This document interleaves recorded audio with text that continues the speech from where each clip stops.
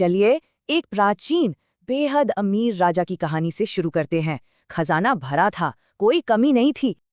पर एक बड़ा सवाल है, सब कुछ होने के बाद भी मन की शांति अचानक क्यों गायब हो जाती है?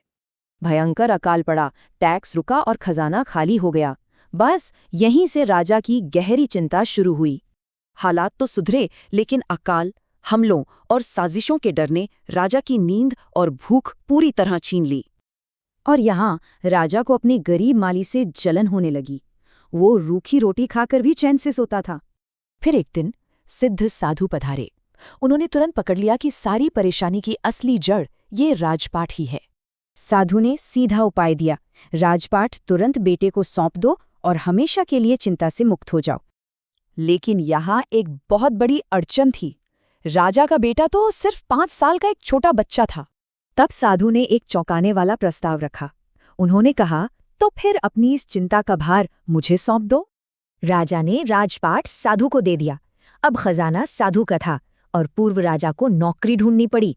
यहाँ सबसे दिलचस्प बात आती है, साधु ने उसी राजा को कर्मचारी बनाकर राज्य संभालने की गजब नौकरी दे दी। और पता है, चमत्कार हो गया। कर्मचारी बनते ही कुछ ही दिनों में राजा की भूख और नींद लौट आई। राजा बहुत हैरान था।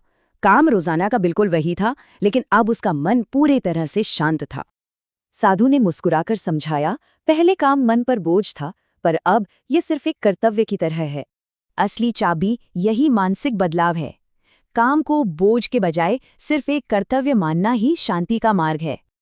अंत में सोचिए, ऐसे कौन से भारी मानसिक बोझ हैं जो नजरिया बदलने से आसान दैनिक कर्तव्य बन सकते हैं?